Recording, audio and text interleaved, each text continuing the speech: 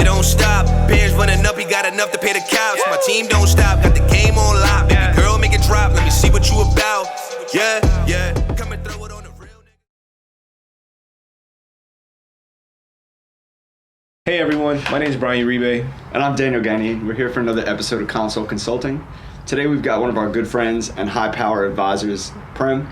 Prem, you want to introduce yourself to the crowd? Sure. My name is Prem Mithrat. I have basically a lot of experience in terms of hedge fund, 10 years experience, and I started my own business about 4.5 years ago to really bring financial advising to the masses, essentially. And I really enjoy it, and I have an undergraduate degree from NYU and an MBA as well from NYU. So a lot of NYU, a lot of NYU alum. Shout out hopefully NYU. People don't have a lot of student debt out there. Yeah. I was fortunate not to, but basically, you know, I have quantitative finance, and so I'm very trained in, I guess, the academic portion of it. But I really want to bring what I consider to be the most important part, which is accessibility to people to speak to an advisor, because most people are a little bit afraid to even engage an advisor, and Absolutely. so I'm trying to make that. So let's dial in. What for the people out there that don't know or believe that financial advisors are out of scope, they don't have enough money, they don't have $1 million or $250,000. Right. What exactly do the wealth managers and the financial advisors do? So in general, an advisor gets paid based on a certain percentage of what they bring in terms of assets, and they recommend different mutual funds or asset allocation. Those are your typical advisors. So they won't typically work with you if you don't have too much money, or they'll just kind of give you a simple recommendation, and that'll be a bank product. Mm-hmm. And you know, they are actually bound by more suitability clauses. So, but that means that based on your income, based on your age, and certain assets and your debt, they can suggest products for you. Okay. Whereas I'm a fiduciary, so I'm a registered investment advisor. I work for myself. I'm independent.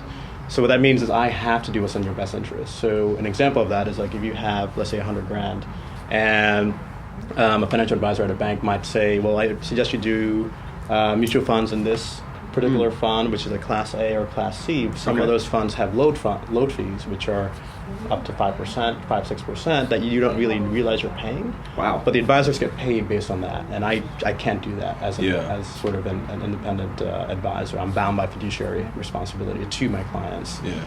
And for those of you that don't understand what fiduciary is, well, let's include a quick definition under here, but it's you must act within the best interest of the person you are either consulting, serving, or selling your services to.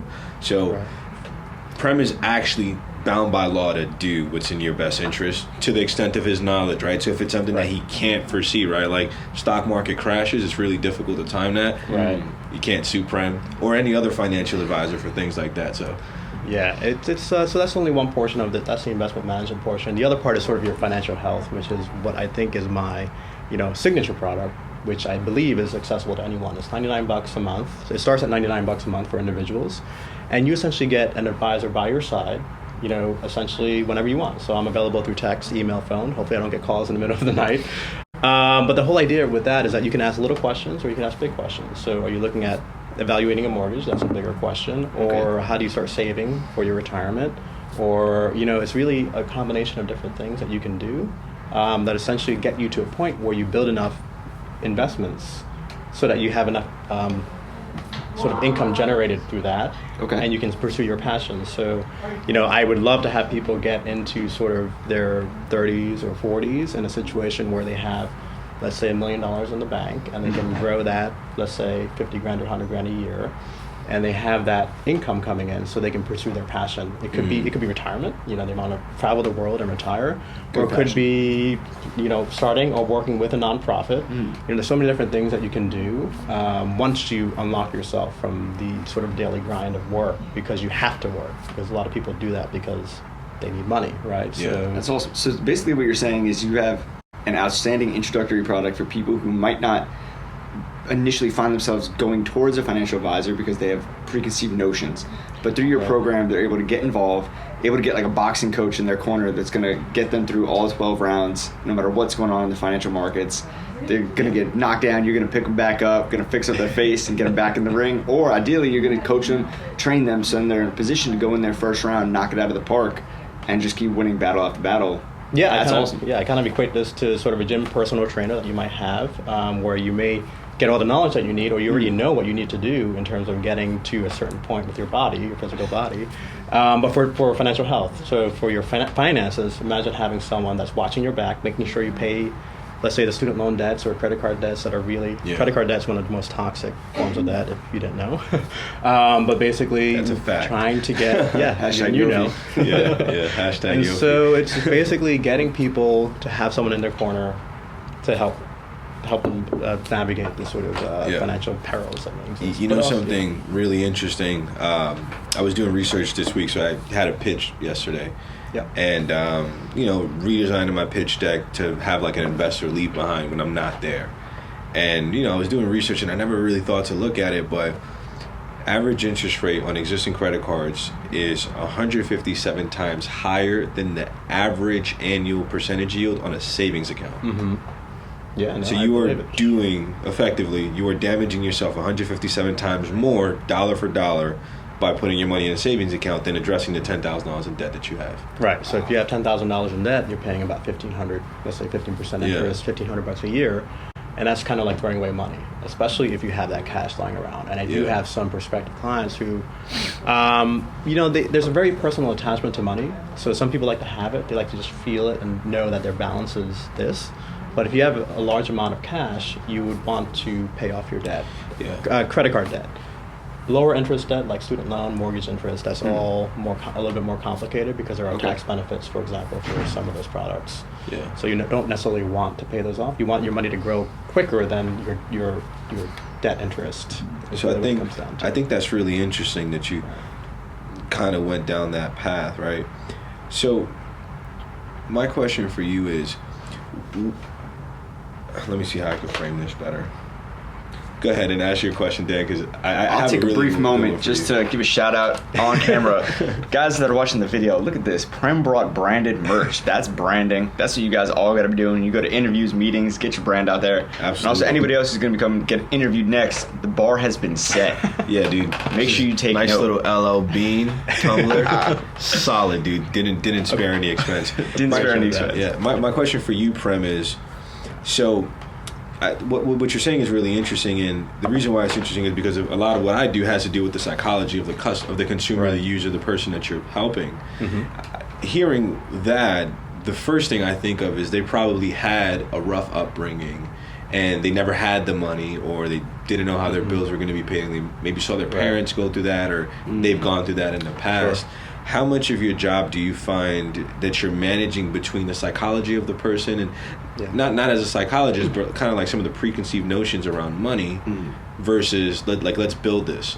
Because I feel like the building part is a lot easier and more direct because you've done this for an extensive amount of time. Right. But it's always really difficult battling the money trauma or the money preconceived notions that they have. I think there's a lot of that I have to work with, and I can't tell people what to do. I can advise them, suggest based on my knowledge what is in their best interest to do. But at the end of the day, I can only do so much. They have to kind of take the other side of it and do it themselves. So it's interesting that you mentioned psychology, because when you were talking at psychology of financial advising, what do people think when they think of financial advisors? I'd love to know that, because it's very they think it's not reachable, right? If you don't have money, if you don't have 50, 100K, which is even not a ton of money, most people that I have, either have a lot or they have a little. Mm-hmm. There are some people in the middle, but people who don't have so much money, they feel like there's a big barrier because it's either intimidating to go into a bank, for example, and seek out a financial advisor. I think the biggest challenge, and this is with most of the financial services and products that have to deal with paying for something outside of the norm, right? So you're not paying for like an IRA that's directed by the bank, or you're not putting your money in an ETF or a mutual fund that's going to be directed by an investment group. I think the challenge is always quantifying and what's your value proposition. And if you could all right, so I have a client, he makes $50,000 a year, and he had X amount of dollars in credit card debt. 5 years later, his 401k was $125,000 in, and he could only contribute legally by the Fed $19,000. So how do we get there?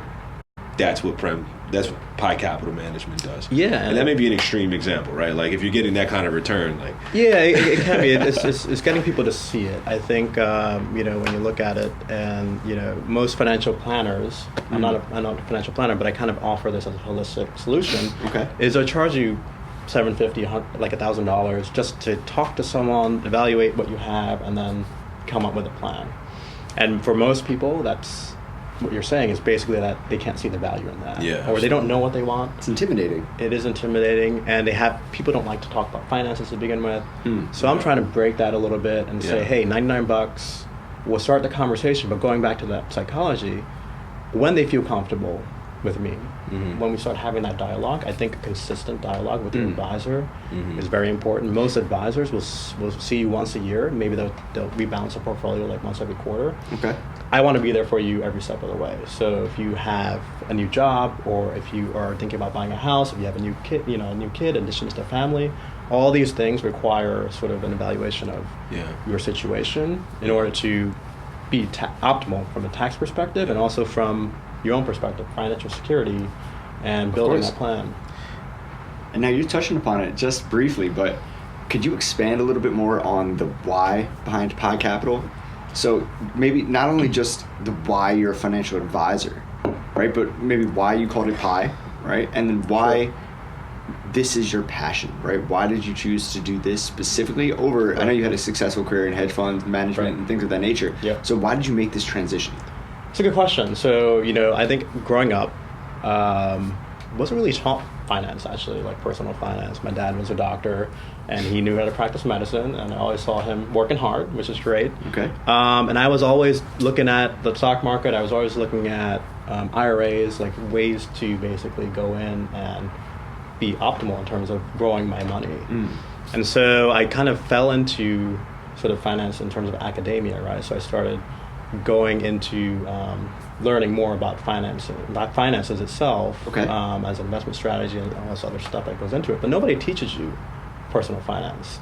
Yeah, absolutely. So even though I have, finance as a background in terms of my master's, it's not like they teach you how to save in your 401k or an IRA or how much you should put. It doesn't exist. Absolutely. There's nothing out there. Yeah. So, I started my hedge fund career because I was interested in finance. And I ended up at, multiple hedge funds. I ended up at Amherst Advisors. Then I went to Merrill Lynch for about a year because I was afraid of hedge fund world because they had kind of went under, which, I had nothing to do with. Just so you guys know. Absolutely. And so, I went to Merrill, and Merrill, this is back in the late 2000s, had issues. And so they were one of the first to get hit with the credit crisis. And so I... Flex bomb. Credit crisis. Beep, beep, beep, beep. Oh, man.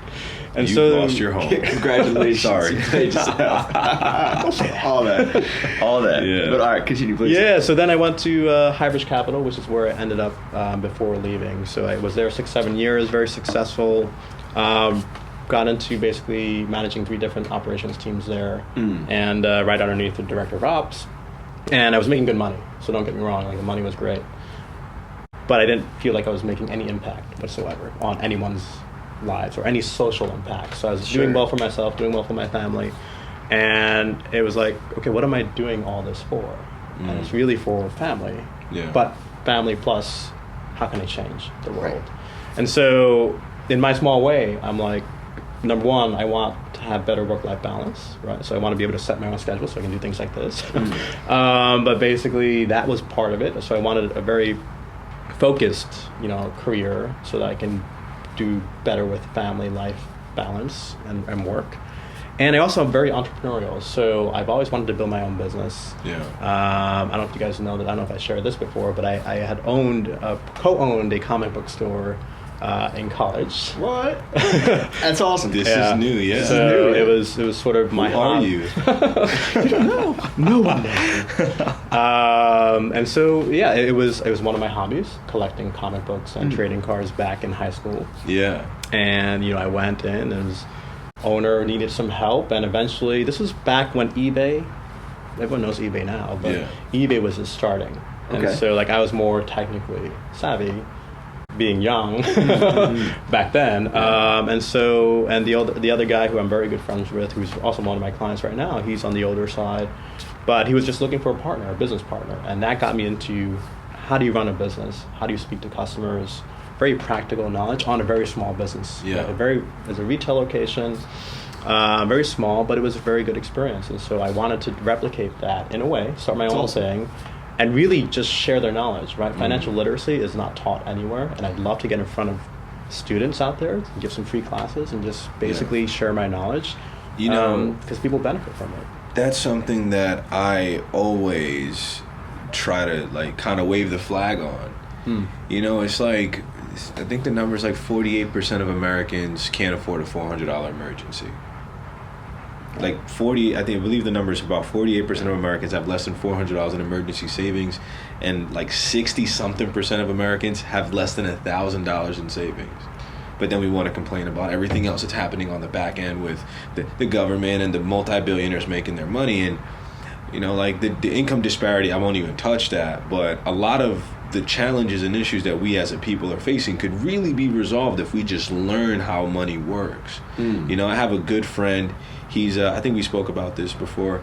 I have a good friend. He's in politics and he doesn't understand how money works. And it's like, bro, I don't want to hear your monetary policy if you can't tell me how money works. Because you are just not understanding it. You were talking from a position that you just haven't even educated yourself and you haven't made an effort to. That's the norm. Yeah, which is crazy. That's most people are like that. And I think that, it's not to bash anybody, but I always, I recommend people like, hey, go check this book out and like go learn about it. And, I find it interesting because I've spoken to a few educational institutions where it's like, I'd love to just come in and give a class about money and wealth generation. They're like, we're not fucking doing that. Like, oh, we have finance courses. What are you talking about, bro? You're a business. You have a business school, right? Like, how are you not going to tell your students? And guys, for everybody, wealth doesn't necessarily mean that it has to be hundreds of millions of dollars.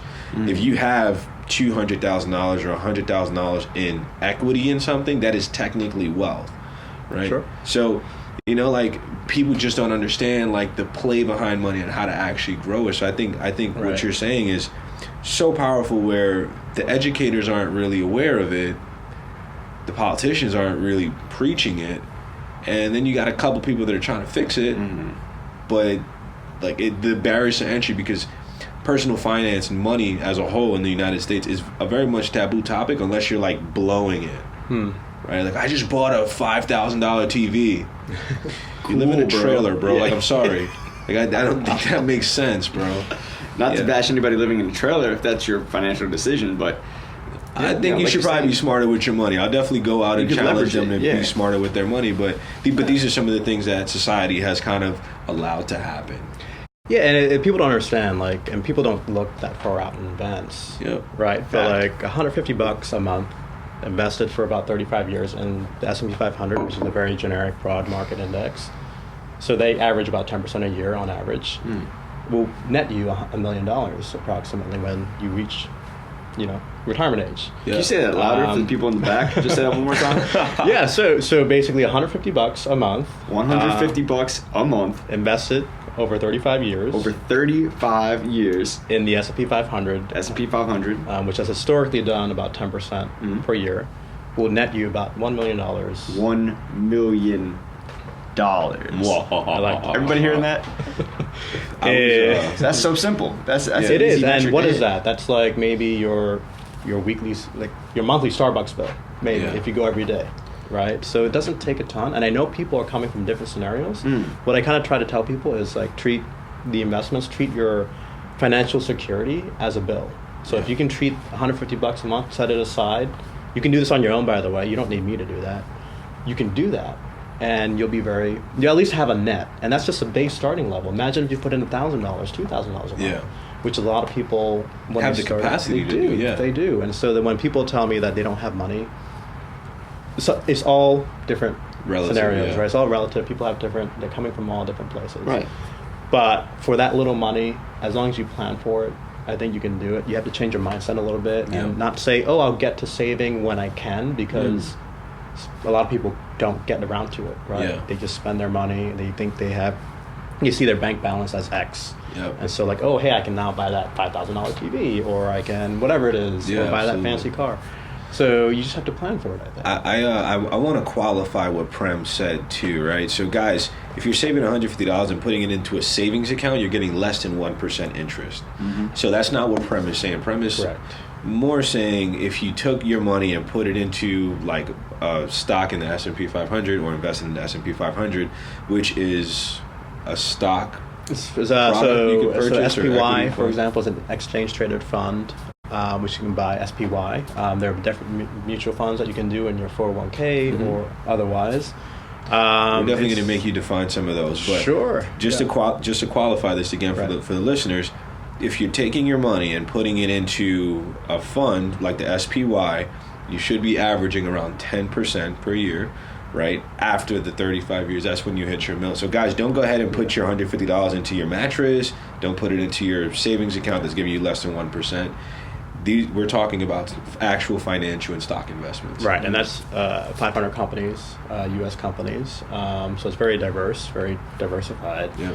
I just want to make sure people understand it's not guaranteed. Right. So it's not guaranteed, but that's based on the historical return of the S&P 500. Yeah. So and also to play off of that too. Now, something important that Prem mentioned is you have to do it every month. Now, you can't just take that money and put it in a lump sum at the beginning of the year and be like, hey, I put my $75 or $1,700 in an account, I'm good for the year. That's not how it works. You got a dollar cost average it. It's definitely a better way to do it, in my opinion, right? Do it every month, and it's also easier on you, right? So when you start saving, you're not having to save up for that $1,800, whatever it may be, but you're doing it every month, and so that's an important part of it as well. And it doesn't have to be the S&P 500. That's just one example. Yeah. If you love real estate, do a real estate investment, or if you have other investments that you are expert in or you feel more comfortable with, do it. But don't put it in a bank account where it's not going to earn enough to cover inflation, which is about 2% this year. So if you're earning if you're earning zero, you're actually losing about 2% a year just on inflation because prices go higher over time. And again, guys, just to qualify our earlier point, I think this is really fascinating. Existing credit card debt is 157 times more expensive than whatever return you'd get in a savings account which the average right now is 0.09. Wow. So it's 1/9%. It's not an actual percent, it's 1/9%. Yeah. It's 90% of 1%. It's crazy. Right. So just to kind of just drive in on what Prem is saying, there's so many more alternatives for people to take that'll be so much more beneficial, but you also got to get the toxicity out of your life. So credit card debt is the number one thing that I would, if I see it, that's going to be where I would focus on first, because that you're digging yourself out of a hole essentially. And once that's clear, then we can look at everything else. So your student loan debt, any mortgage. There's nothing wrong with debt itself. It can be healthy debt. Sure. No problem. Like mortgage. Capitalism, you gotta have debt. Yeah, and mortgage rates are at historic lows. They're kind of come up a little bit, but you're talking about 4 to 5% a year, which is tiny, and you get a tax benefit, as well. Or you can get a tax benefit depending on your financial situation, because everyone's situation is different. So if you're itemizing your deductions on your tax, not to get into tax law and stuff like that, but yes, there are benefits too. So I want to dive in on something. So mutual funds, could you give us the Cliff Notes layman's version definition of a mutual fund? And again, guys, none of this is financial advisory. This is all just education and information. So we're not telling you guys to go make these investments. We want to make sure we're not held liable for anything. Yes, please. So what you do with your money is your liability. Yeah, you got to go do your research, bud. Yes. So mutual funds. Yeah, so mutual funds are, in their simplest terms, they are basically a compilation of stocks or bonds, and basically they're basically a fund made up of, let's say, 50 stocks. Okay. And they all vary, right? They have different focuses. One can focus on growth or small cap companies. Some can do large cap companies, focus on dividends. But essentially it is... Before you keep diving, small cap versus large cap. So we'll give you that in the clip note, in the captions, I guess. Okay. But there's multiple definitions of it, but it's basically based on the dollar amount that the company is basically valued based on their stock price. Does that make sense? pick up Prem's book next week. No. Yeah, drop the book. Yeah, drop a book. Console Publishing. But for example, like a Vanguard, like Vanguard has multiple mutual funds. I'm sure you've heard of Vanguard before. Yeah, absolutely. They're one of the lower cost mutual funds companies out there. And they're killing it. They've been doing very really well. And you basically put in money into a fund, and it's priced every day.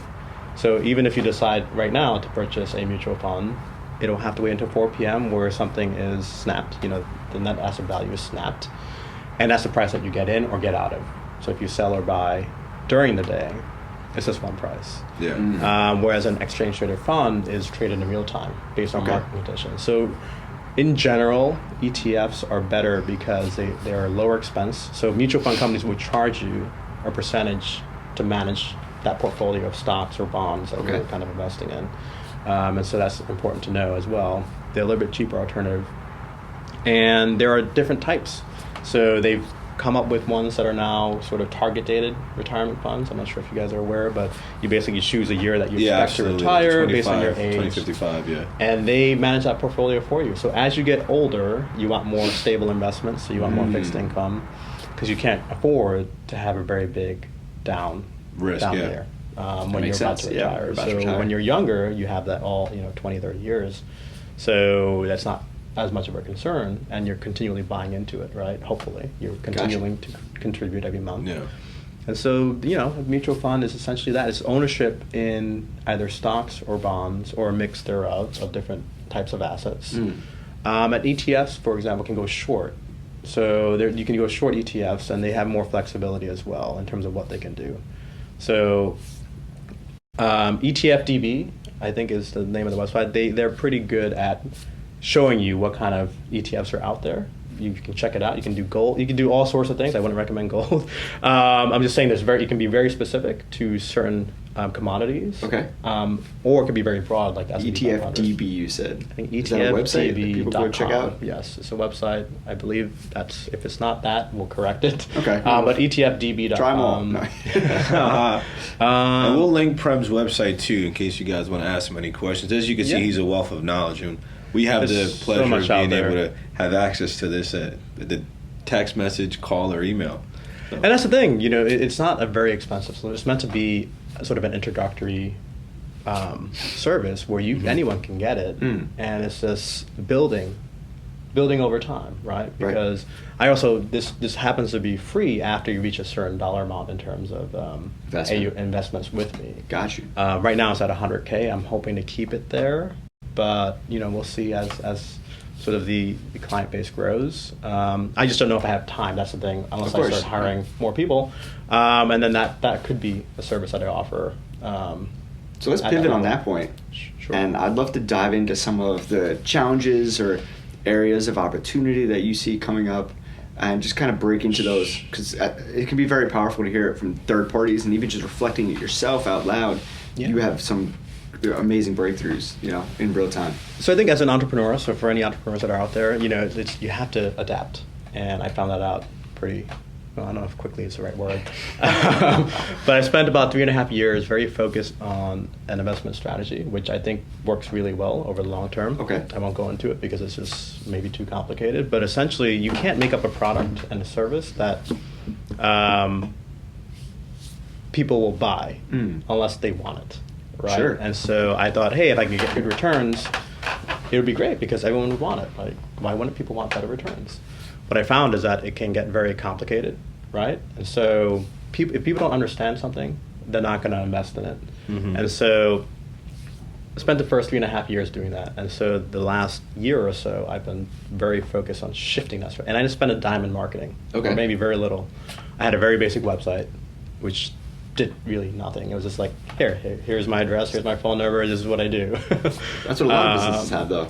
That's true. That's true. Just to start, like a preliminary. But I think that's changed entirely because people don't have the time also to kind of have these conversations. Not me, but like if setting up a 30-minute sort of consultation, some people are not going to do that unless they know what they're going to get out of it. Yeah. And so your website, everything, your digital presence has to convey what you do in a very succinct way, in a very effective way, which in December I had relaunched my website. And it's beautiful. It is beautiful. There's lots of photos of Prem up close, Smiling. And you want to see it. Yeah. At least go check it out. Yeah. Click the link. Yeah, and we can. It was designed by Alsta Marie Media, which I would highly recommend her. She did everything. She did the photos as well, and she kind of rebranded me. And at the same time, I pivoted my focus on business too. So initially, I was trying to get really high net worth family offices who have hundreds of millions of dollars. I figured if I can get $1 million from them, like from 10 of them, I'm kind of set. Really be in good shape. It'd be great, but it takes so long to do that, and it's just the lead time is very long, and also it's just hard to do as a standalone firm. Like you need a team, and there's no reason why someone in their shoes who's a fund allocator will come and say, oh, let's just take a chance on Prem because his numbers are good. CMA attitude. They want to cover my ass. Yeah, exactly, and they don't get paid enough to take that risk, and it doesn't make any sense because the structure isn't there. So I had to shift, and now I am shifting to basically young professionals who just start to have disposable income, and they need to kind of, once they're out of college, they need to evaluate what they're doing with their money. Many of them don't. Because they either don't think they can afford an advisor because they don't have enough money. They don't think they'll even talk to them. I found that a lot. It's like, oh, I don't have enough money to talk to you. I'm like, It's you like don't a mental need barrier. It is. It's like, I guess, decades of historical, how it's kind of evolved. Yeah, misconception of just the industry and what's going on. Everybody looks at Wall Street, and anybody in finance is a multimillionaire. Like, no, there's people in finance making $30,000 a year. Yeah, just like every other industry. Yeah, and so it's about that. It's about challenges. Client base generating basically a lead generation system has been a challenge, especially when you're working for yourself, because I am sort of doing everything, and you have to be effective with your time, right? Because I want to spend time servicing my clients. Of course, but also on the investment side as well, managing their money. So I have to be cognizant of what I can do and what I can't do. Yeah. And so the website acts as part of a comprehensive solution to get people to know what I do and who I am without having to actually talk. To them. Not that I don't want to talk to people. I do want to talk to people. But it's sort of like if you have 100 people, you can't talk to 100 people at the same time. Yeah. Right. But you can have 100 people on your website. So my question for you is, how are you driving traffic to your website? Because the whole concept of having a lead generation source sounds great. Right. And then converting leads, well, if you have too many leads, that's a good problem to have. Right. Because then you can start firing customers, and you don't always fire customers, but in some instances, in some industries, depending on how much time you have allocated in your resources, you may not be able to take clients on. Right. So it sounds like you built the back end, but how are you getting people to actually hear about you? Yeah, so I think that's been a challenge. I think it's been a combination of different things. I think what's worked best for me over time, and that's maybe your help for that, right? Is basically, I'm part of a lot of networking groups now. So I am coming into co-president of my son's elementary school at Edgewood in Scarsdale. And that's just gotten me a lot of exposure to a lot of families and parents out there. So that's one thing. I just became the president of the Greenwich Young Professionals Group, and we host a lot of events in Fairfield County. Nice. We just had an event yesterday in Port Chester, and what we do is we sort of connect professionals, and we also have professional development. So maybe it might be good for you guys to maybe do. I love YPG events. Be a panelist maybe on one of the upcoming events. I'd love to. Before you keep going, sure. Lauren Randall, we interviewed her. That was our third interview. One of. Yeah. I think it was the third interview. Absolute stud. I met her at a YPG event. Yeah. So if you want to talk about caliber of people that are going to be there, she blew my socks off when I met her. We met again, and I'm like, wow, she's actually really smart. So it just wasn't the 2-3 beers that I had in me at the networking event, right? And I think that's just a testament to great networking. It's true, and I'm having lunch with her in the next week or two. I've been on her to chat with you, so let me know how that goes. I will. And she was, we met very briefly, but she was like a very talented person. Yeah, she's brilliant. And so you meet all these people. I'm also part of a lot of different other things, like small things. We have a nonprofit together that we're trying to support arts programs in Westchester, and it's about building community. It's about having touch points with people. It's about listening to what they need and trying to connect people with adding value to that relationship, I think is very important. And So I have a question for you. So it sounds like you're doing a great job at going out, meeting people, and having that one-to-one personal touch. But you're only one person. There's only 24 hours in a day. You have a family. You have children. You have other responsibilities. Sure. How do you see yourself scaling your impact? Because if you could only meet people at networking events, and you're only limited by the people that will actually attend a networking event. Yeah, I mean that's part of the limitation, right? And that's something that I need to figure out or get help with. Okay. I think it depends on what pace I want to grow at. Yeah. I think I'm going from basically a very small amount to now this last month has been pretty good. So it's been a little overwhelming actually to onboard people because the most time that I spend is usually at the beginning of a relationship. So I'm putting in a lot of time to evaluate their situation, to make recommendations, and that takes time.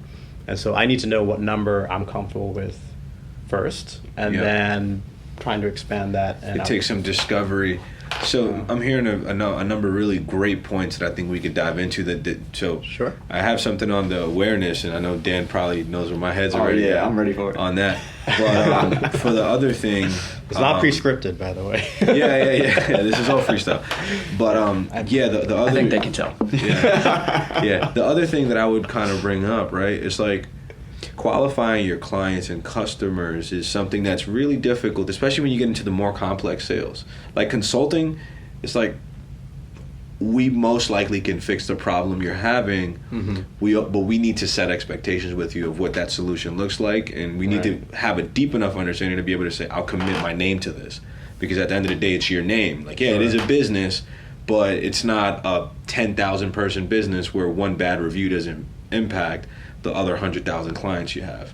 So have you thought through ways of pre-qualifying your customers, and not in the traditional format of like a loan, but like how could you qualify and refine what your ideal customer looks like? Yeah, I think I've offered two ends of the spectrum with my services that I don't necessarily need to qualify yet my clients. So what would have been an issue possibly if someone came to me and had 20 grand to invest and that was it.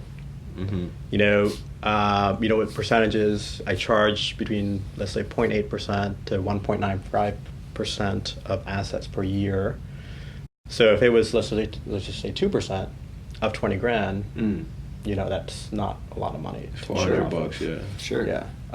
So those are the types of accounts, if it's just staying there, don't make too much sense. If someone came to me and said, that's what it is, but I want to grow it, then that's different.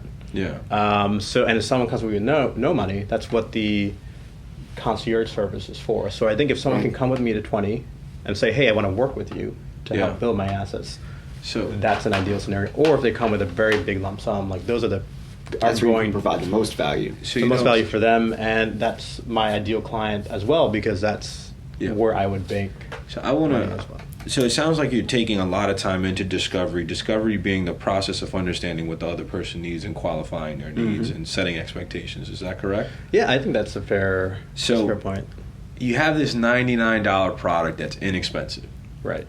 So a guy that has $500K or $100K or $20K and is looking to grow it, I don't think that'll be a big impact on them. Have you thought through saying, okay, well, listen, the onboarding process is typically sign on with the $99 one, and then that'll give us the platform to consistently hold these communications, and I can use that process and that time to start to understand what's going on at a much deeper level than if we just had like basic conversations. And we do meetings all the time, right? Like, I'm gonna have a glass of wine, I'm gonna have a beer, and now you start talking about all the other things that you really weren't there to talk about. So now your hour-long meeting only becomes about 20 minutes of productive conversation or 40 minutes of conversation when you really needed that whole hour. And then if you push that to a second meeting, if you weren't taking diligent notes, now you kind of have to re-plug up and retouch on some of the other things. Have you thought through that? What I think I'm most afraid of is people calling me and having those conversations. Not because I'm afraid to talk to people. It's more of that time thing that you talk about. Phone time is you can't change it, right? The timing of it kind of happens when it happens. You can kind of schedule it in. I'd rather have people text and email me where I can control the workflow a little bit better, because what ends up happening is I want all the information in front of me to make the most effective use of my time so I can advise, as opposed to having that conversation. Are your conversations very similar when qualifying a customer, right? So like for us, qualifying a customer, we're diving really deep into your problem. Right. And considering the scope of where we work within and play, it's difficult to be a one-size-fits-all. We're working on how can you draw a lot of that information in. Do you have anything templated or formatted where it's typically these 20 questions, and based off of my responses on these 20 questions, we'll be pivoting on X amount of questions? I don't have anything formally, but that could be a good way to kind of get people to and you could leverage do that work themselves. Yeah, exactly. 100%. And I think there's a lot to be said, going back to the psychology of the sale, right? You're providing value, and it's a value exchange. So you want people, when they're starting to work with you, to put a little skin in the game. And I think many business owners, and let me know if this applies to you, feel like you don't want to overburden a client in the beginning of the conversation, because then they may step away. But exactly. If it's someone who's going to be overburdened and step away from 20 questions about their financial situation, it's not an ideal client. It's not an ideal client. They just dequalified themselves. Exactly. They dequalified themselves. And I think that's really powerful, and a lot of what I'm kind of recommending, or at least like we're having the conversation about, that's what lawyers do. So my lawyer, love him. He's amazing. When I first got an intro to him, he's like, what's your idea? What's your problem? He gave me a whole hour, and in that whole hour, he basically just destroyed my idea. It was the funniest thing ever. And I was with Lewis. I was with one of my best friend in the world. And I later, a couple months later, when I I was more prepared, he destroyed it again. And then he said, if you feel comfortable at the end of this call, after I just destroyed your idea, he told me all the legal challenges, all the market, he just destroyed it. And he said, if you still feel comfortable moving forward with this and you feel confident you can overcome all these challenges, I think it's a good idea. And so he's a little bit of an anomaly, but then I know other lawyers where they won't do that. Right. They'll say, I'll give you 15 to 30 minutes and the pretense of our relationship was the context of our relationship was a little bit different, but there are other lawyers where it's like, this is a specific kind of project. I'll give you 15 to 30 minutes at no cost. Anything past that, we need a consultation. Okay. So it's kind of like a way of like getting them to weed themselves out, and not in a bad way, right? But it's just not a right fit for everybody.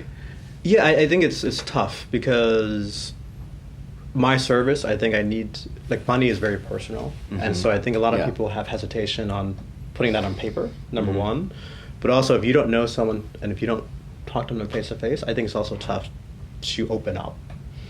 Some people are fine with it and they'll just put everything in, I think. I'm afraid of alienating the people who want the help but don't feel comfortable putting that in a questionnaire, because income is something, especially income, but assets, we talk about all these different things. People are very sensitive when it comes down to what my net worth is, what I make, even credit card debt. People are embarrassed sometimes about credit card debt, so it takes a little time for them to open up. And I'm not sure if they will feel free to do that in a form. Now, I wonder, tell me if this sounds crazy, but could you make them do it anonymously at first and then have it automatically suggest a specific program that you may have available and give them the opportunity to continue the conversation from there, so they can kind of pre-qualify themselves for what services you offer without having to disclose their personal information? That would allow them to speak more freely. It's possible. I never thought about that. Yeah, I think the infrastructure for that, you definitely would have to get probably get somebody to design some software for you. There may be some systems out there that could do that, but out the gate, you could definitely get that done with software. I'd also kind of challenge you to think through, right? Just try it out and see what they respond. And it doesn't have to be 21 questions, right? It could just be hey, this is a quick 5-minute, 5-question survey. Yeah. And this is going to allow me to distinguish how we should proceed. Right. If it makes sense for you to just do the $99 a month, and that's totally fine. Ramp that business up. Yep. And if it makes sense for us to go into a different kind of relationship where I'm managing your stock investments and a number of other things, well, again, right, like it is a little bit of a balance, but I would almost recommend you to just push everybody to the $99 a month, just so they could, because the other thing too is they're getting customer service out of that too, right? A guy with $500,000 in asset under management is not going to bark at $100. So just to clarify, so that $99 disappears sort of after you have $100K with me. So my point is this, right? It's like, well, this is your entry point. Yep. Right. So this is just discovery. Like I'm just gonna like analyze everything for you. Sure. And I'll come back with a full blown plan and a proposal and see if this makes sense for you. Yeah. And if it doesn't make sense, and that's totally fine. Like, whatever. But if you do sign on as a client, I'll give you that $99 back. And one thing I would also want to include here, tell me if you thought about this at all, is the way you position this on your website is to automate the process, right? So you don't want to get a million emails from people asking about this pre-qualifying form. And you also don't want people to just have to read a wall of text and their eyes just kind of gloss over and they retire from the conversation. Have you thought about putting up a video, like a 30-second video, just like we kind of broke it down what this does and why they're doing it, and use that to sell people on actually completing the form? I definitely thought about it. Okay. So I haven't thought about the form. So that could be actually a good way to kind of do a mix, right? Right, yeah, integrate. And it's something that, so right now I push people to make appointments. Mm-hmm. So whether it be phone appointment or, in-person visits. Yep. Wherever they are. I like that the most. I think it's the most effective, but some people won't do that too. So I have to I think you're right. Maybe that's a good idea. I think the big thing is considering how valuable your time is and your decade plus of expertise within the industry. I think understanding that you have to be really diligent and strict with how you manage your time, because then it's like, okay, cool. Well, listen, I really don't have to be here talking to somebody that's not going to convert.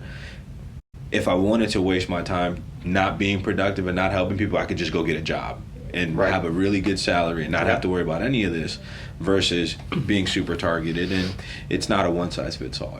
Like, no one is a perfect fit for everyone, right? Yeah. Unless if you're like fucking Facebook or something, right? Like if you're like a social network, that makes a little bit more sense. But even social networks, they don't have the same impact for specific kinds of people. No, I think that makes sense. And as it's kind of great timing, because I'm getting super busy now, new clients coming on board, and I'm still doing my one-on-ones with people, and I have 2 or 3 a day usually. It is intense. It's a lot of work.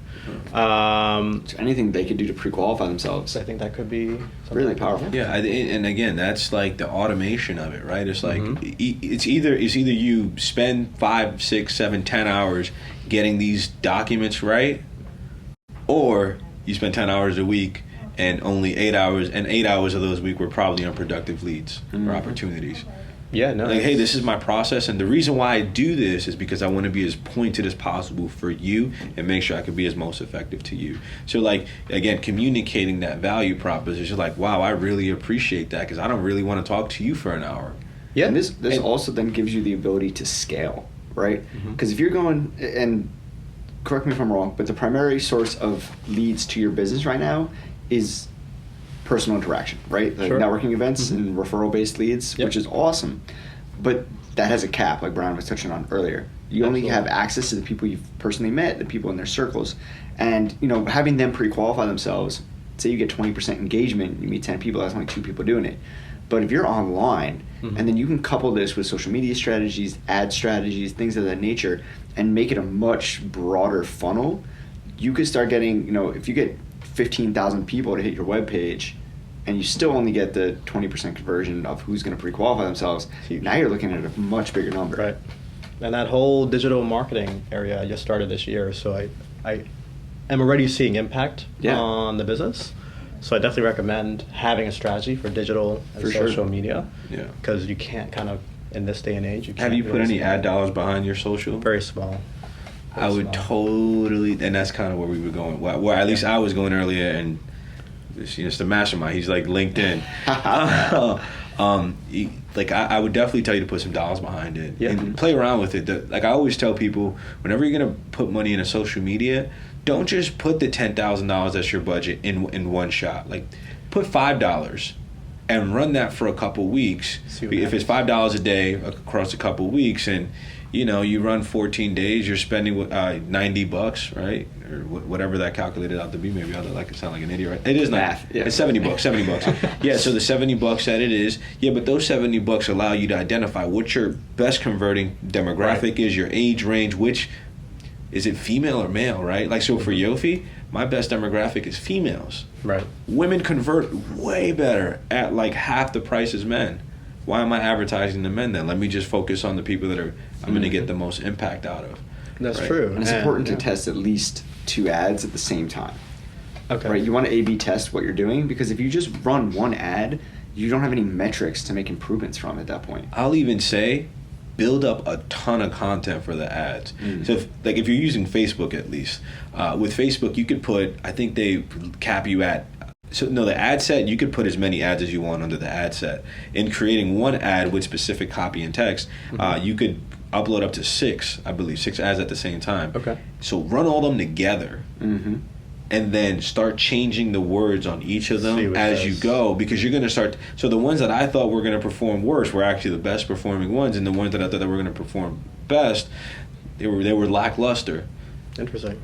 Yeah, no, I think that whole it's a very interesting idea, and I think I would even say LinkedIn for you. Okay. Because you could target specific salary ranges based off of.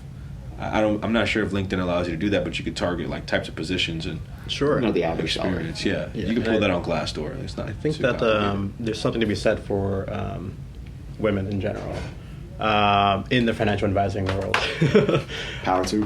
First of all, they think differently. I'm generalizing here, but they think differently.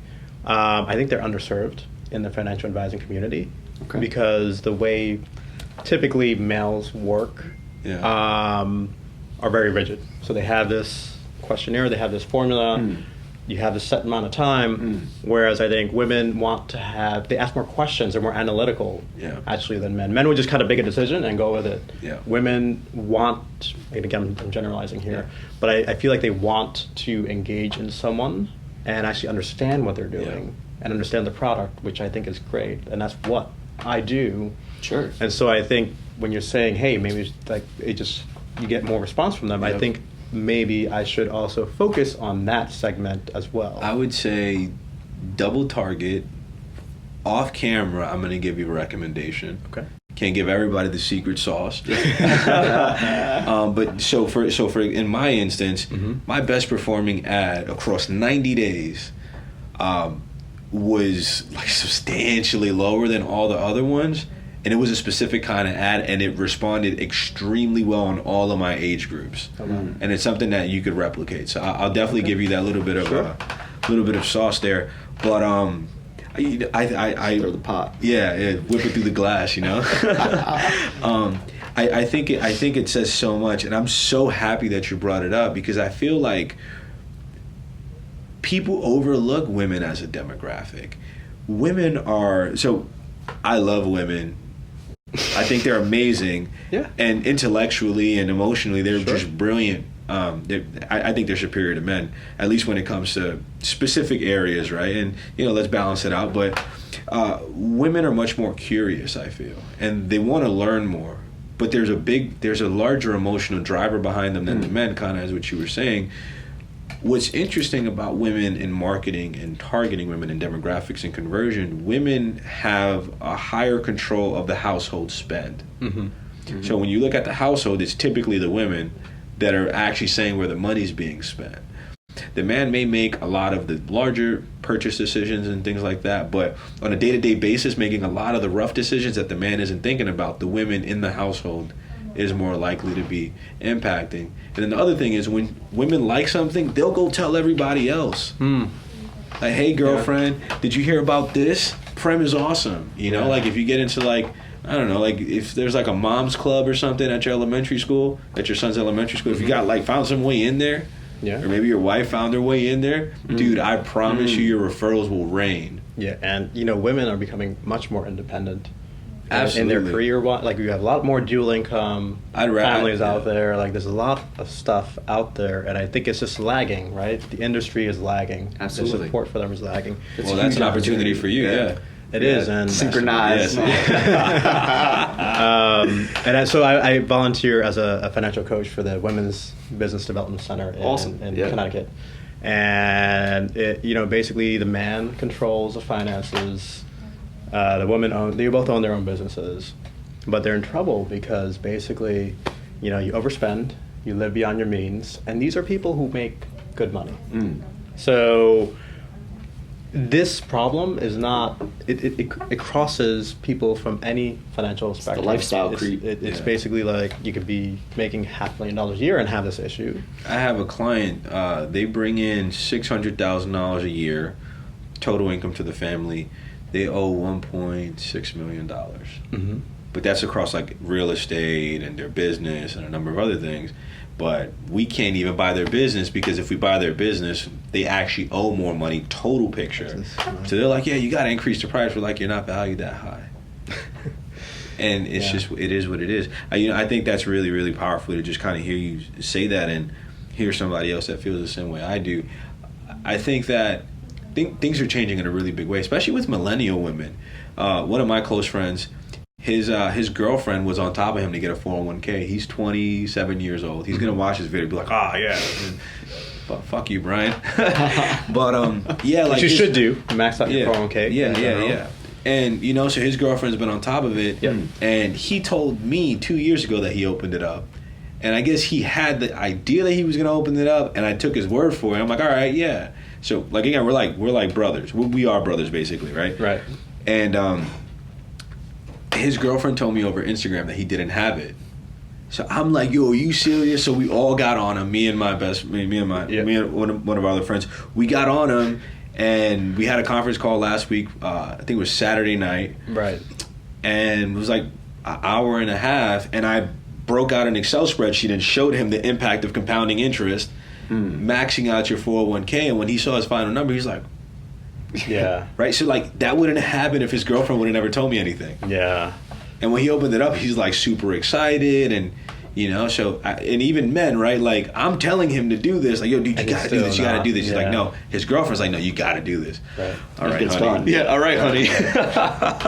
And a lot of it is visual. Yeah, so people don't absolutely. respond to numbers necessarily. They want to see the graph. Or they want to see the lines. They want to, make it as easy as possible to understand, and people will react to it.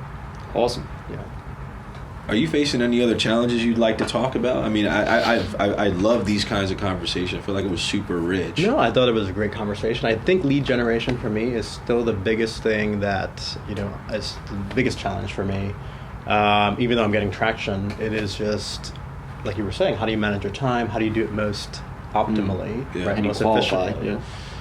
That's really, I think, my next step is determining how to do that and where I want to go next. Because this concierge product, even though it's great, if I have like 500 clients on it, it may get really tough.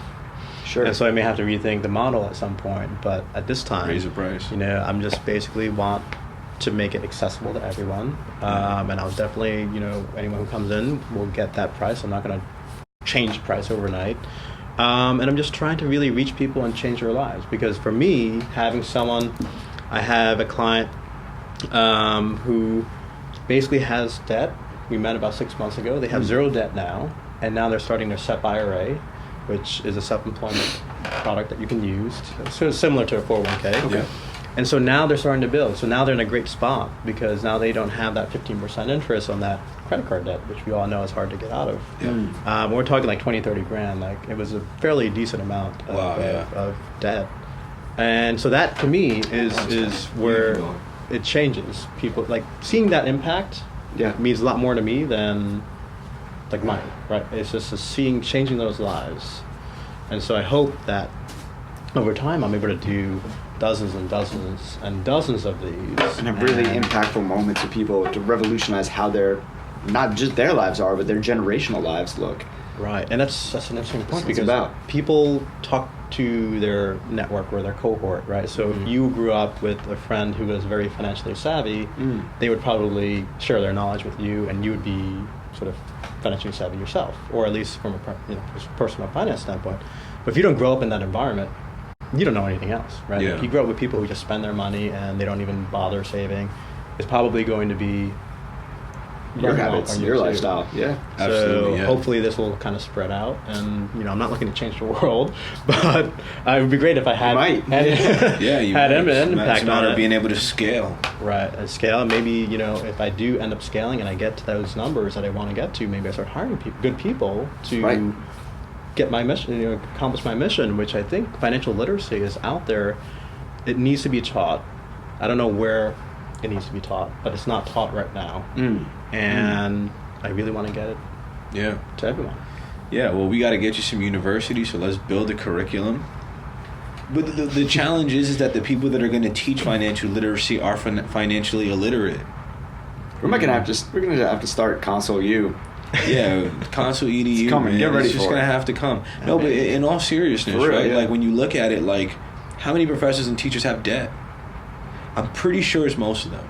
Yeah, I don't feel know. confident enough to say it's most of them. 7 in 10 American adults are struggling financially. Mm-hmm. Like, that applies to professors too. It's not excluding them. They're absolute numbers. Yeah. Yeah, so it's kind of gnarly, It's crazy. but I Yeah. think all that's really solid, and really the biggest challenge is going to be scalability at time and how do you become more efficient as you continue to scale. So I think we definitely touched on a couple amazing points. You have anything else you want to contribute? Nah, so let's bring this back in here because I know we got to be conscious of your time. You got more appointments lined up all day. Prem is a busy man, so if you want to get to him now before he blows up. Yeah. So let's bring it back around. Just reintroduce yourself. Bring it back one time, and then Sure. tell everybody the why. Yeah. Why do you do this? Yeah, why should everybody care? Sure. So my name is Prem Itharat. I didn't get into why the name Pi, yeah, now's but the perfect essentially time. it's Yeah, my let's get it it's done. my initials. And so PI Prem Itharat, and I do what I do because I want to help people achieve their finances and really financial freedom is what I want for people to achieve. Get to that point where you don't have to work for someone else. Either you work for yourself or you stop working and you start traveling the world or retire, whatever it is you want to do. I think I would see more people in the middle. Okay. So, hey, if you can replace 50 to 60% of your income today, what would you change in terms of your job? Yeah. Can you find a job that you love and are passionate about and be happy with that? Because you might be making less. And so I don't want income to be a limiting factor in that. And so I do what I do because I feel like I've done it. I'm not financially independent, but I think I'm 60 to 70% of the way there. And I want to share that knowledge with people so that they can get there too. And I think anyone can get there. It doesn't have to be someone making a 6-figure income. You can get there. Again, we were talking numbers before. $150 a day can get you $1 million. You just have to plan for it. Yeah. Over time. And so I would love to talk to people, and keep it who I am. Hey, with the pie, you want their numbers to go on forever.